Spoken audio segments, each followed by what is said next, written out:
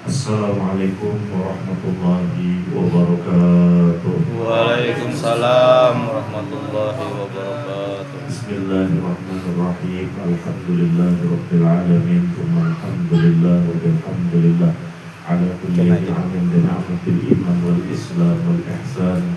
Asyhadu an la ilaha illallah wahdahu la syarika lah wa asyhadu anna sayyidana wa nabiyyana wa maulana Muhammadan abduhu wa rasuluhu amma ba'd. Hadirin kaum muslimin dan muslimat yang insyaallah mendapatkan curahan rahmat daripada Allah Subhanahu wa taala. Pertama-tama kita sekalian mengucapkan dan memanjatkan puji syukur kehadirat Allah Subhanahu wa taala atas limpahan rahmat dan karunia-Nya yang kita memperbanyak membaca kalimat tahmid alhamdulillahirabbil alamin. Selanjutnya salawat dan salam kita curahkan dan kita aturkan kepada junjungan kita baginda Nabi besar Muhammad sallallahu alaihi wasallam serta seluruh keluarganya baginda Rasulullah, istri-istrinya Rasulullah, sahabat-sahabatnya Rasulullah dan kerabat-kerabatnya baginda Nabi besar Muhammad sallallahu alaihi wasallam. Dengan kita memperbanyak membaca salawat. Allahumma shalli ala sayyidina Muhammad. Allahumma shalli ala sayyidina Muhammad. Hadratul Mukarramun yang kita cintai, yang kita hormati dan kita muliakan, Sahibul Bait dan Sahibul Hajat dalam hal ini yang kita sayangi Bapak Guru Muhammad Arif Sajadi. Mudah-mudahan beliau sekeluarga diselamatkan dunia dan akhirat, dilimpahkan rahmat, dikabulkan segala hajat, diberikan jalan dan terus dipelihara sekeluarga serta nanti hingga anak cucu dan keturunan beliau, dilimpahkan ketetapan dan kekuatan iman, Islam dan ihsan. Amin ya rabbal alamin. Terima kasih ulun aturkan kepada beliau keluarga yang sudah alhamdulillah memfasilitasi silaturahmi kita pada malam hari ini sehingga kita bisa bersama-sama bertemu, berkumpul dan bertatap muka di tempat yang insyaallah senantiasa mendapatkan rahmat dari Allah Subhanahu wa taala. Amin ya rabbal alamin. Tidak lupa salam hormat, salam cinta dan santun dari ulun, salam takzim kepada Bapak Ibu saudara-saudara sekalian yang berhadir di majelis kita pada malam hari ini. Mudah-mudahan tadi belum sempat sedikit informasi bahwa di tempat yang mulia ini malam pertama pembukaan majelis insyaallah. Mudah-mudahan istiqomahkan Allah Subhanahu wa taala. Tidak lupa untuk mengaturkan ribuan ampun dan maaf atas segala bentuk kesalahan kecelakaan selama khususnya kita bisa bersilaturahmi tetap pada malam hari ini, karena tentunya bisa jadi ada ucapan tindakan serta perbuatan yang kurang berkenan. Sekali lagi dari hati yang terdalam ulun aturkan ribuan ampun dan maaf dunia dan akhirat. Demikian kira-kira yang bisa ulun sampaikan. Bersolawat sudah, berdoa tadi sudah, bertatap muka sudah, hingga satu kegiatan yang insyaallah kalau belum ada salah dengar ada bunyi piring gitu.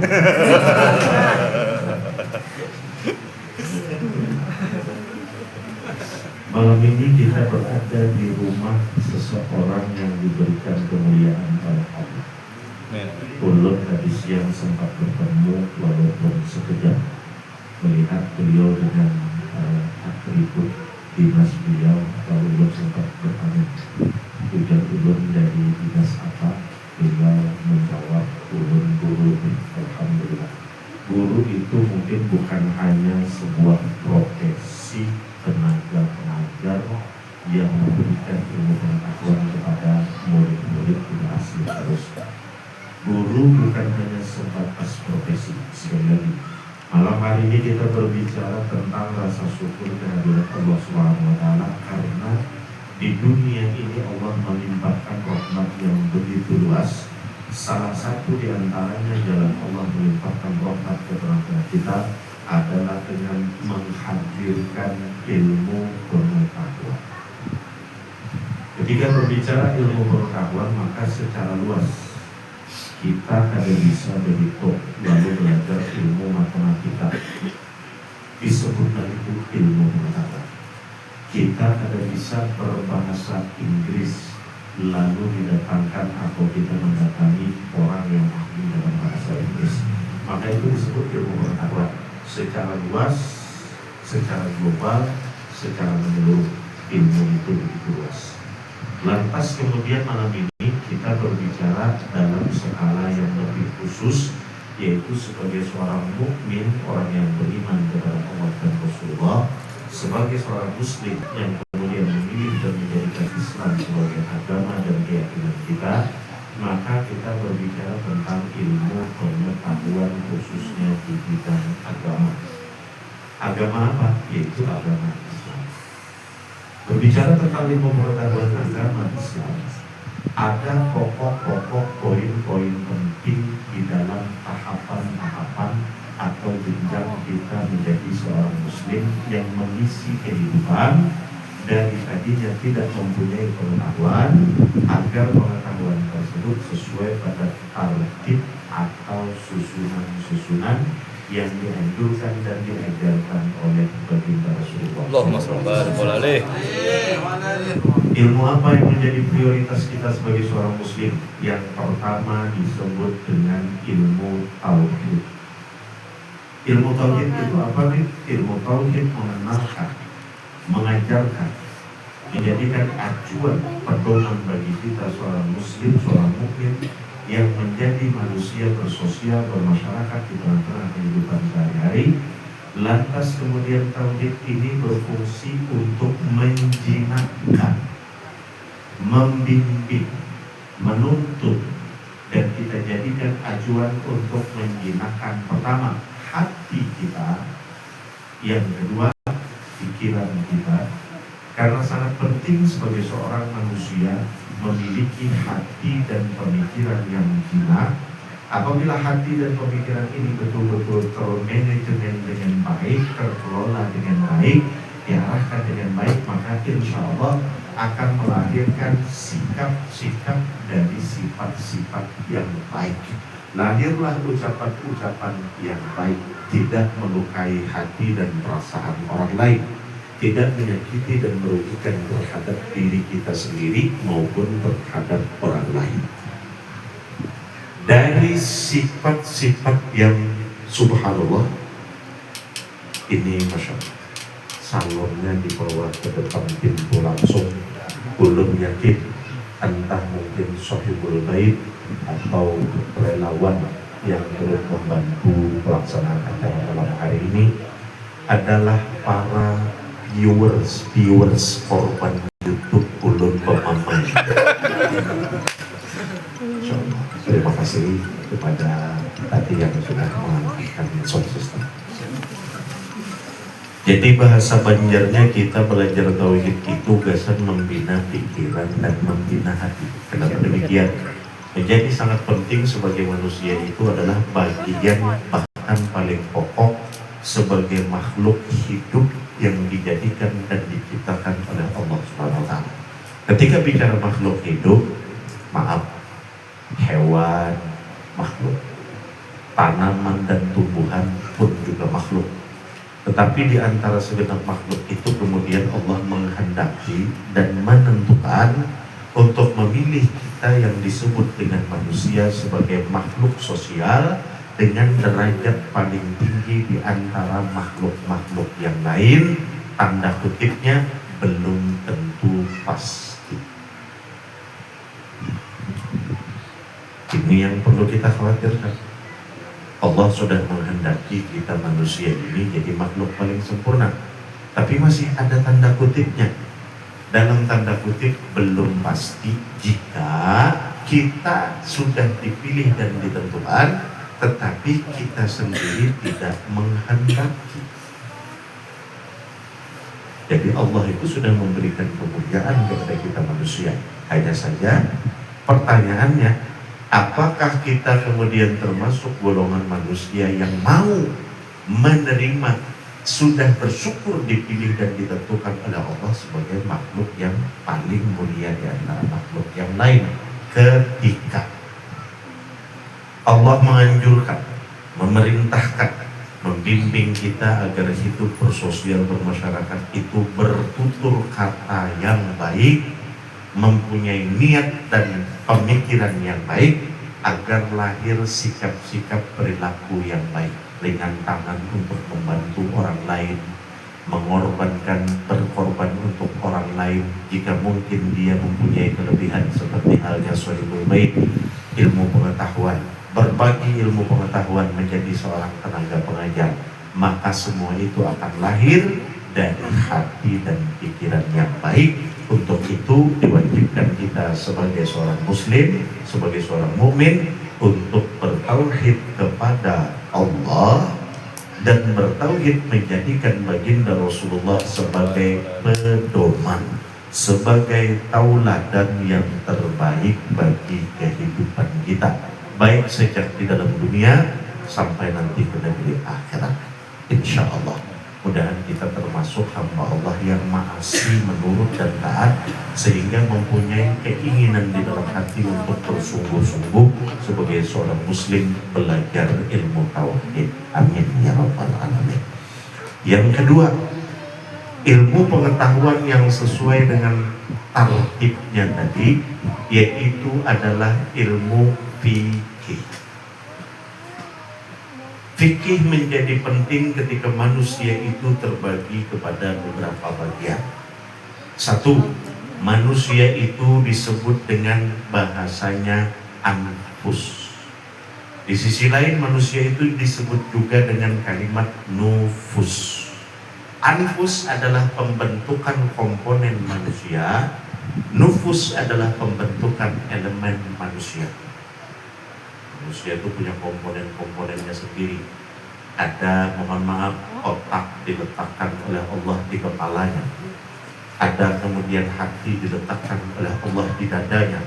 Ada organ-organ manusia itu seperti jantung, paru, dan lain sebagainya. Ini disebut dengan komponen-komponen bagian daripada tubuh manusia secara fisikal, lahirnya.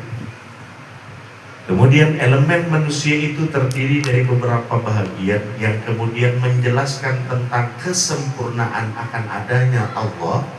Kemudian kesempurnaan akan adanya Allah tersebut, beliau zat yang maha sempurna membuktikan keberadaan kesempurnaan dengan menjadikan kita manusia yang berasal dari tanah yang kemudian menjadi bagian berasal daripada air, angin, api, dan unsur-unsur lainnya. Sekali lagi, sebagai bukti bahwa kita adalah manusia yang menjadi tanda bukti makhluk ciptaan yang sudah barang tentu secara logika akan sangat sesuai dan diterima oleh akal kita bahwa setiap yang diciptakan pasti ada yang menciptakan, yakni Allah yang maha sempurna. Alhamdulillah.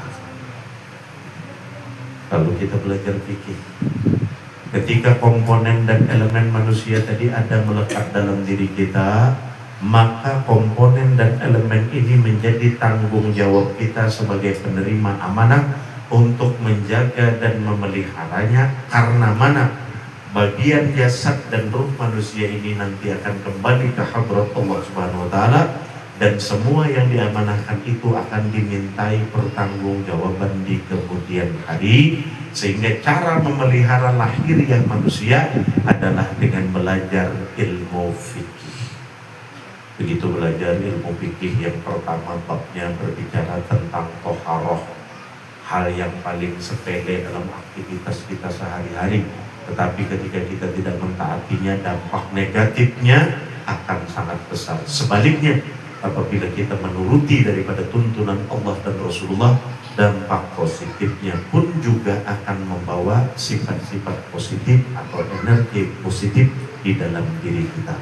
Belajar fikih untuk membersihkan diri, belajar fikih untuk menjaga fisik kita, bagaimana sesuai tuntunan Rasulullah, kemudian berpuasa, sholat, dan ibadat sunnah lainnya, melahirkan hadiah yakni kesehatan dari Allah Subhanahu wa taala. Fikih kemudian menuntun kita agar ibadat kita tidak dilakukan dengan cara semau dan sekehendak kita. Semua sesuai dengan tuntunan dan arahan dari Allah yang tentunya menjadi sempurna, sebab dampak positif itu dirasakan dari semua sudut dan dari semua sisi.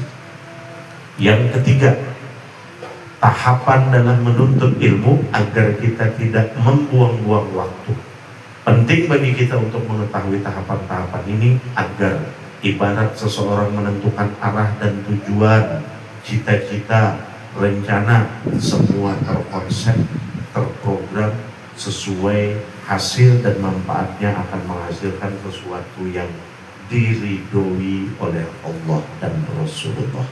Yang ketiga adalah belajar ilmu tasawuf.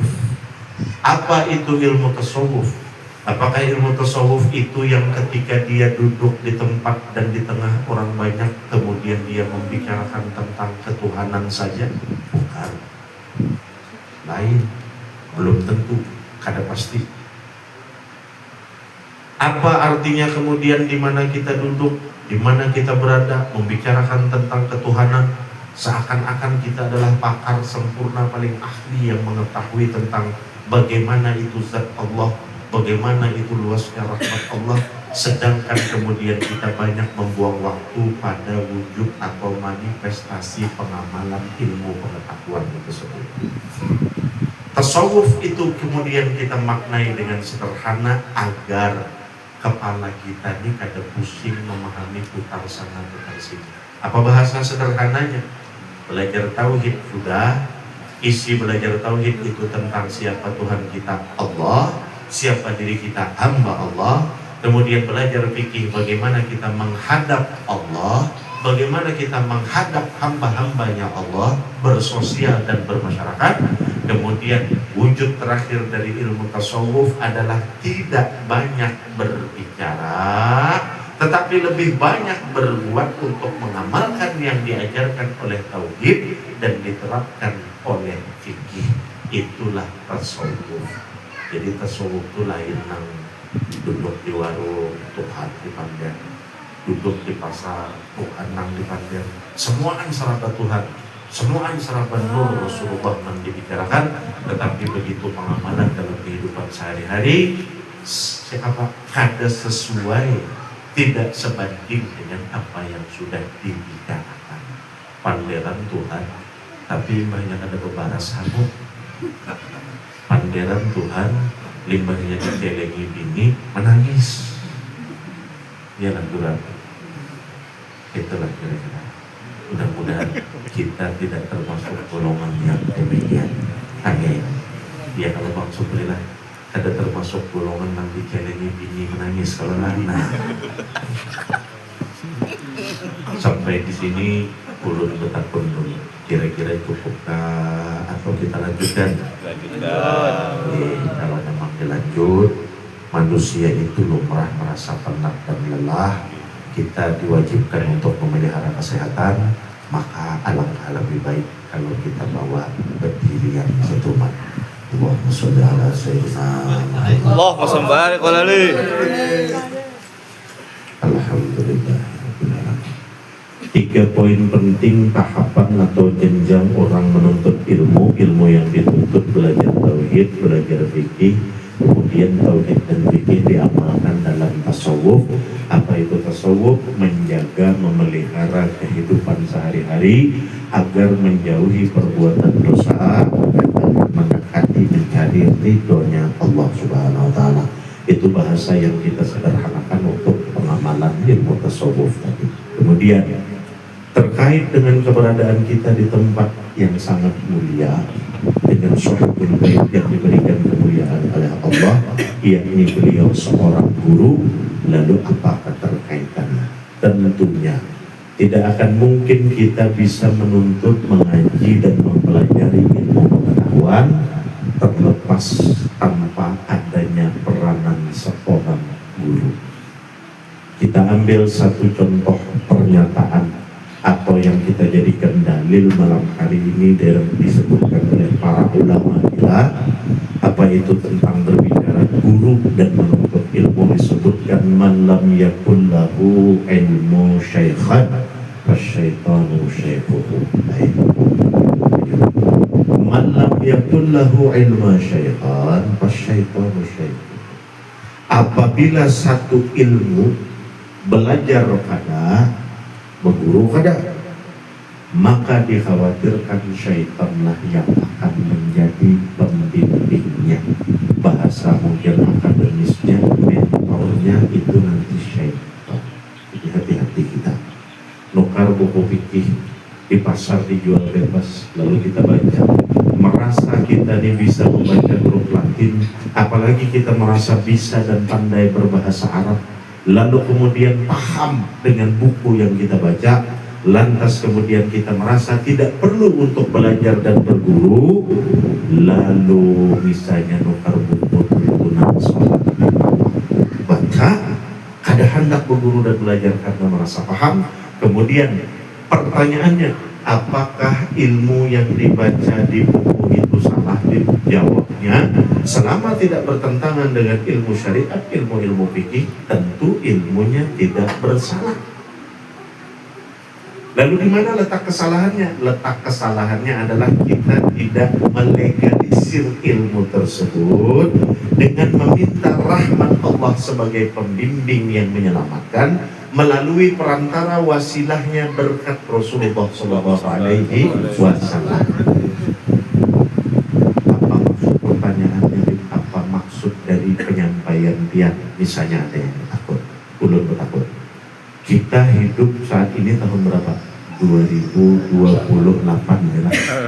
2026. Kita hidup 2026. Tahun hijriahnya 1448 hijriah.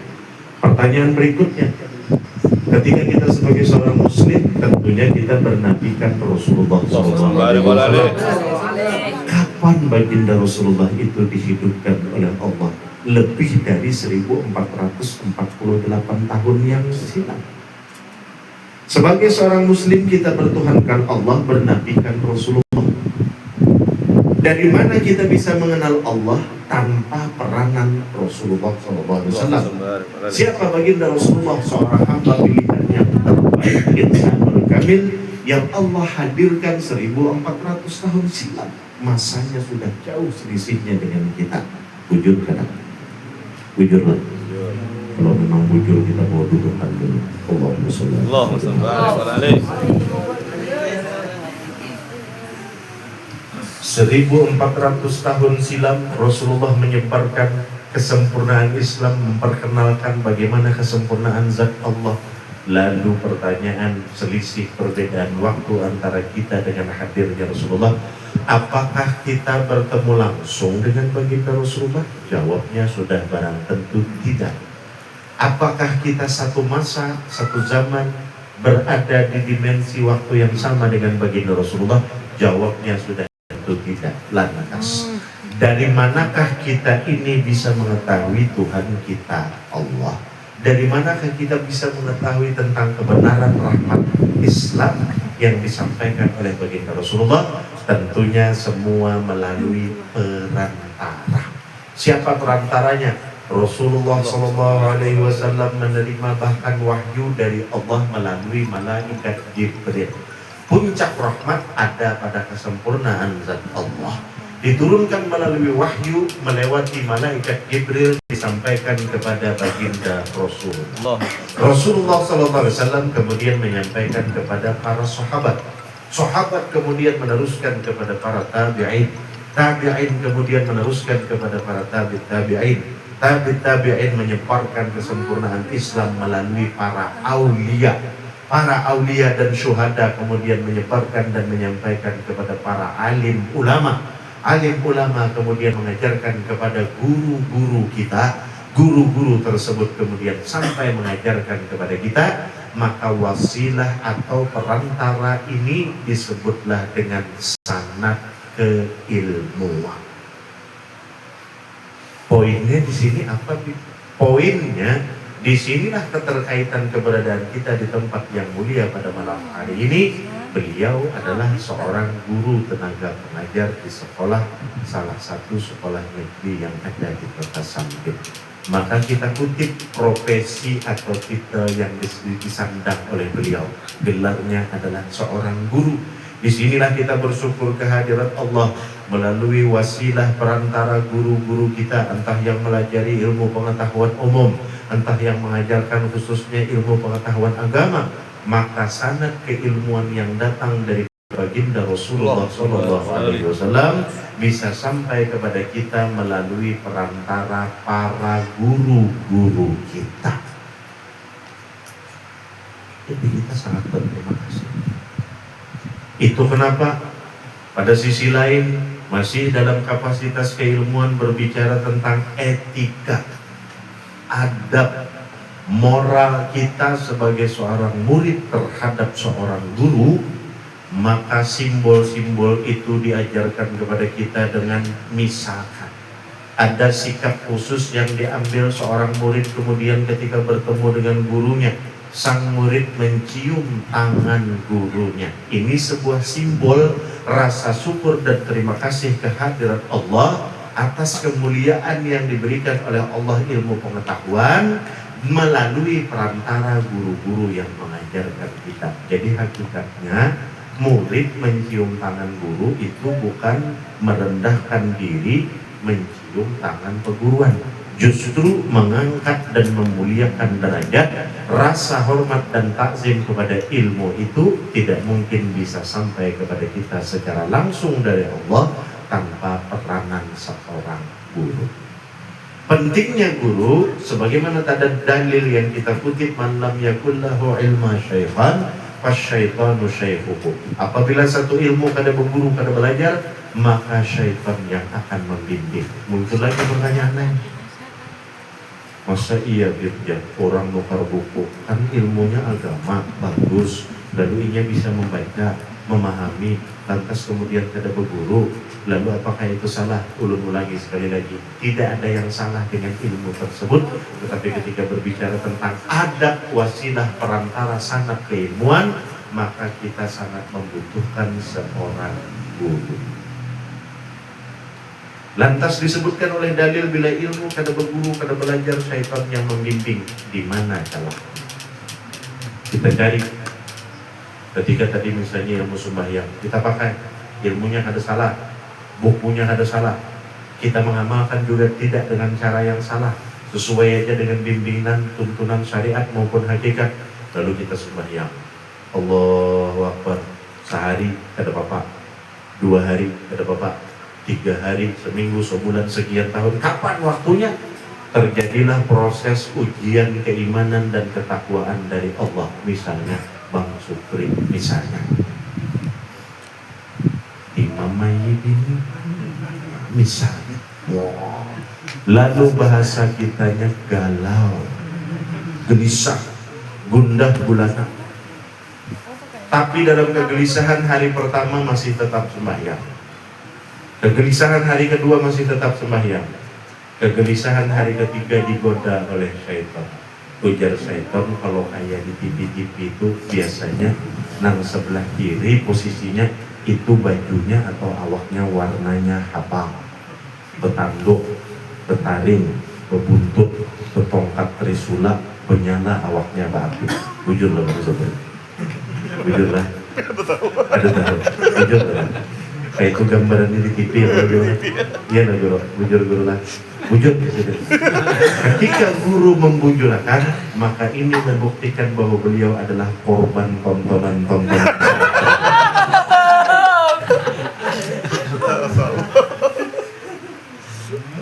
Artinya apa? Poin yang kita ambil di situ, maka mulailah syaitan menggunakan fungsinya dan tugasnya. Jadi syaitan itu ada tupoksinya juga. Fungsinya menggoda iman seseorang. Lalu ujar syaitan membisiki, Supri, berapa tahun sudah ikut sembahyang? Berapa kali sehari sembahyang? Apa yang ikam dapatkan? Nangka ini tetap aja ikam gundah, tetap aja ikam gelisah, tetap aja ikam galau. Di saat ikam galau, adakah Tuhan nang ikam sembah itu menolong dan membantu ikam? Lalu pikiran ini, fantasinya, imajinasinya, ilusinya terganggu, halusinasinya pun terganggu. Bujur jualah, siang malam aku sembahyang, kakaya ini juga, nang bercari aku juga, nang berusaha aku juga, nang dapat masalah musibah aku juga, nang menyandang, kadang-kadang membantu, kadang-kadang menolong. Jangankan makhluk nangaran manusia, jangankan keluarga dan sahabat kerabat, bahkan Tuhan pun hari ini kadang menolong lawan aku. Nah di sini yang dimaksud man lam yakul lahu ilma syaitan fasyaitanu syaikhuhu. Ketika kemudian Allah memberikan ujian dalam situasi dan kondisi yang terjadi dalam saat-saat tertentu bagi setiap hambanya, disitulah hati orang nang kada berguru, kada belajar ilmunya muncul kegoyahan, kegundahan. Tetapi ketika seseorang mempunyai sanad keilmuan, wasilah perantara bimbingan guru-gurunya, ini yang menyambungkan ibarat kabel Bang Supri terkoneksi kepada Rasulullah SAW, kepada rahmat Allah Subhanahu Wa Taala. Lantas sinaran dan sentaran rahmat Allah, berkatnya Rasulullah itu cepat mengembalikan hati orang yang hampir disesatkan oleh syaitan. Ini fungsi dan kaidahnya kita berguru. Ini yang dimaksud orang ada berguru, itu nanti dikhawatirkan akan dipengaruhi dan dibimbing oleh syaitan. Disinilah pentingnya kita berguru, belajar. Oh, aku hendak bisa berhitung, cari guru matematika. Oh, aku hendak bisa bahasa Arab, cari guru bahasa Arab. Jangan hendak bisa berbahasa Arab pulang malah mencari guru yang bisa berdagang. Artinya kada sesuai dengan bidang keahliannya. Jadi perkara guru berguru ini pun banyak orang salah penafsiran dan salah kaprah. Banyak orang dalam mengambil sikap juga terjadi kesalahan-kesalahan yang cukup fatal yang dianggap sepele. Apa contoh? Nang dipentingkannya seremonialnya. Sekali berguru, hanya sehari langsung aja berucap, guru, angkat aku menjadi muridmu, angkat aku menjadi anakmu. Ini seremoninya. Karena bicara angkat mengangkat itu babnya khusus, tidak sesederhana ucapan kita. Hati-hati kita lah, jangan sembarangan. Bib, pian ulun angkat jadi kuitan ulun. Hati-hati. Bib, pian ulun angkat jadi guru ulun. Hati-hati. Kenapa? Ketika ini diucapkan oleh seseorang, apapun bentuk ikrarnya yang diucapkan, misalnya tadi si orang bulan ini berucap, Bib, pian jadi guru ulun, pian jadi kuitan ulun. Apabila siram diucap ini tersahuti, ujar sidin, aku terima ikam menjadi muridku, aku terima ikam menjadi anak angkatku. Sejak ikrar itu bersesahutan antara nang meminta dan dijawab kemudian oleh nang diminta, terjadilah ikrar atau akad ikrar itu dicatat oleh malaikat. Maka sejak akad ikrar tersebut, bagaimana kemudian wajib kita ketahui bahwa kewajiban sesuai titel itu sama seperti yang diucapkan. Biar ulun angkat Bang Suprilah jadi abah ulun. Kayak apa abah angkat itu? Ketika abah angkat itu garing, sakit, kada sing duitan. Kayak apa kita lawan orang tua kandung punya kewajiban untuk mengobati, maka kayak itu juga lawan abah angkat. Makanya jangan sembarangan angkat angkat. Kada usah. Yang seremonial ini jangan terlalu kita prioritaskan. Yang lebih kita prioritaskan, yang lebih kita utamakan itu adalah menjaga hati dan pikiran dari buruk sangka terhadap orang lain dan merasa baik sangka dengan merasa diri lebih terhormat, lebih mulia dibandingkan orang lain. Ini aja dulu dijaga, ini perkaranya luar biasa. Jadi kita lawan guru apa? Sudah jelas tadi, seremonial yang standar aja kita jaga. Oh, mencium tangan perguruan sewajarnya. Jangan mencium perguruan tangan bolak-balik kayak fotokopi 4-5 kali. Begitu lawan guru 4-5 kali membalik telapak tangan. Sekali lawan kuitan bersalaman sambil bakantut. Tidak ada yang salah dengan memuliakan guru, tetapi terjadi kesalahan teknis memuliakannya itu seremonialnya berlebihan. Yang penting kita tuh, aku menghormati guruku, berterima kasih karena sidin mengajarkan ilmu. Mustahil aku bisa tahu mengenali Tuhanku tanpa guruku. Maka aku berikan rasa hormat dengan aku tidak umpat campur dengan urusan pribadi beliau. Urusan pribadi beliau dengan Allah, aku kada umpat campur urusan pribadi beliau kepada sesama makhluk nang selain aku, tetapi aku menjadi tanggung jawabku kutanamkan. Apabila aku bisa membantu guruku, akan kubantu karena rasanya tidak sebanding ilmu yang beliau berikan. dengan apa yang aku berikan itu tidak akan bernilai sama. Cukup kita tanamkan itu dalam hati, lalu kita berucap jangan menyakiti perguruan, menjaga etika, menjaga sikap yang normal-normal saja. Ada rezeki, tulakakan perguruan, tulak haji setahun 7 kali. Amin, amin. Ya, pasti. Tulak haji setahun sekali aja, bulannya ditentukan. Ini saking bersyukurnya misalnya sugih berkat perguruan kawa misalnya jadi pengusaha nah penghasilan tuh ada juga banyak-banyak sehari itu ya 250 juta sehari ya kan? Amin ya rabbal alamin. Ini kalau dinilai angka 250 juta ini banyak, tapi belum tentu dilihat kenyataan. Bisa jadi penghasilan 250 juta pengeluaran 300 saya masih min lagi 50. Jadi dia bilang mengaminakan dari langit. Nah jadi poinnya apa? Ketika kita berguru, jagalah hati kita jangan menyakiti guru kita. Jagalah hati kita menggembirakan dengan cara apa? Menuruti, mengamalkan yang sudah diajarkan. Kemudian menyebarkan lagi kebaikan itu kepada orang yang lain.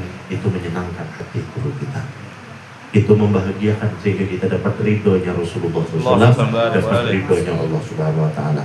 Jangan sampai model kita ini jadi murid sebatas mau upati tren. Pinarami orang kisah besi guru, apa bahasanya spiritual bahasanya. Pinarami orang pina berbahasa besi guru rohani. Kena ampih musim tuh ampih hari dua. Kada konsisten, kada istiqomah. Hati-hati. Berguru disuruh, belajar lewat guru disuruh, karena itu yang terbaik. Guru itu tauladan kita, contoh kita, lahir maupun batin. Jadi kita banyak nang harus kita lihat, kaji, tuntut dan pelajari sebelum akhirnya kita mengamalkan secara konsisten atau istiqomah dalam ilmu tadi. Mudah-mudahan yang singkat ini dapat bermanfaat. Mudah-mudahan ini dapat menjadi bahan renungan, terutama bagi ulun pribadi dan keluarga serta kesan kita seberataan.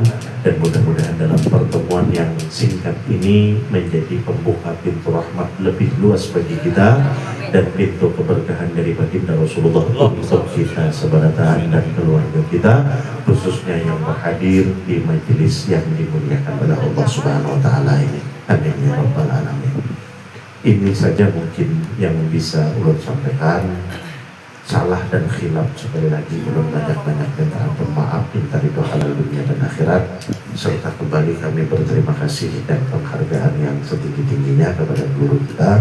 Mudah-mudahan beliau sehat terus. Amin ya rabbal alamin. Sebelum ulun tutup, mari kita bersama-sama bermunajat, berdoa, memohon kepada Allah. Di hadapan kita ini ada beberapa botol aqua nih, yang udah Bang Supri dan kawan-kawan mungkin dengan niat yang bagus, yang insya Allah sangat mulia. Banyu ini karena khususnya kesan penarang hati, silahkan nang hendak bahagia, bebas saja biar bahagiahi sejuta kah, sebuah 2 juta kah. Ulun kada membatasi kemampuan dan keringanan biar ujar Bang Supri lah. Mudah-mudahan artinya dalam kesukaan dan kesenangan memberkahi kita ila hadratin Nabi al-Mustafa Sayyidina Rasulullah sallallahu alaihi wasallam. Al-Fatihah. A'udzu billahi minasyaitonir rajim. Bismillahirrahmanirrahim. Alhamdulillahi rabbil alamin. Ar-Rahmanir Rahim. Maliki yaumiddin. Iyyaka na'budu wa iyyaka nasta'in. Ihdinas siratal mustaqim. Siratal ladzina an'amta 'alaihim ghairil maghdubi 'alaihim waladdallin. Amin. Amin ya Allah. Bismillahirrahmanirrahim. Alhamdulillahi rabbil alamin. Allahumma salli wa sallim ala sayyidina Muhammadin fil awwalin wa salli wa sallim ala sayyidina Muhammadin fil akhirin wa salli wa sallim ala sayyidina Muhammadin fi kulli waqtin wa hin. Allahumma ya Allah, nawwir qulubina wa nawwir qulubahum bi nuri hidayatika kama nawwarta as-samawati wal arda la yajma'u ba'daha abada. Allahumma ya Allah, inna nas'aluka waladan salihan, aliman, faqihan, futuhan, hafizan, sihatan, afiyatan, salamatan fid din dunya wal akhirah. Ya Allah, ya Tuhan kami, dosa dan kesalahan kami. Ampuni dosa dan kesalahan kami kepada kedua orang tua kami. Ampuni dosa dan kesalahan kedua orang tua kami. Ya Allah, ya Tuhan kami, kabulkan hajat kami dunia dan akhirat. Selamatkan kami dunia dan akhirat beserta seluruh keluarga, sahabat, kerabat. Ya Allah, ya Tuhan kami, kabulkan hajat kami. Jadikan anak cucu zuriat keturunan kami menjadi orang yang soleh dan solehah, alim dan alimah, hafiz dan hafizah. Ya Allah, ya Tuhan kami, tetapkan dan kuatkan iman kami. Matikan kami dalam keadaan husnul khatimah. Lepaskan kami daripada azab dan siksa kubur. Jadikan kubur kami menjadi taman surgamu ya Rabb. Ya Allah, mudahkan kami meniti titian siratal mustaqim.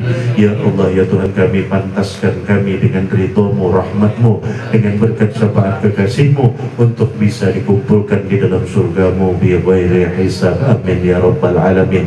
Ya Allah, jauhkan diri kami, rumah tangga kami, kampung kami, bahkan negeri kami, ya Allah, daripada bala, bencana, caci, cela, hasud, hasad, dengki, dan fitnah. Ya Allah, ya Tuhan kami, selamatkan hidup kami dengan keridhaan-Mu ya Rabb. Kabulkan hajat kami, sugih dunia akhirat. Ya Allah, sugih nang bermanfaat, nang kian ridhoi, sugih nang penuh dengan keberkahan, kemudahan, luasnya pintu rezeki yang Engkau bukakan dan Engkau ridhoi bagi kami. Rabbana atina fid dunya hasanah wa fil akhirati hasanah wa qina adzabannar. Wa sallallahu ala ali sayyidina Muhammad nabiyil ummi wa ala alihi wa sahbihi wa barik wa sallim. Walhamdulillah rabbil alamin. Bismillahirrahmanirrahim. Kita memulai dengan nama Allah yang Maha Pengasih lagi Maha Penyayang. Mudah-mudahan majelis taklim ini diberkahi oleh Allah dengan keistiqomahan. Amin ya rabbal alamin. Ya Rabbi bil Mustafa balligh maqasidana waghfir lana ya wasi'al karami. Ya Rabbi bil Mustafa balligh maqasidana waghfir lana ma madha ya wasi'al karami. Ya Rabbi bil Mustafa balligh maqasidana waghfir lana ma madha ya wasi'al karami. Wa sallallahu ala sayyidina Muhammadin nabiyil ummi wa ala alihi wa sahbihi wa barik wa sallim. Walhamdulillahi rabbil alamin. Taqabbalallahu minkum.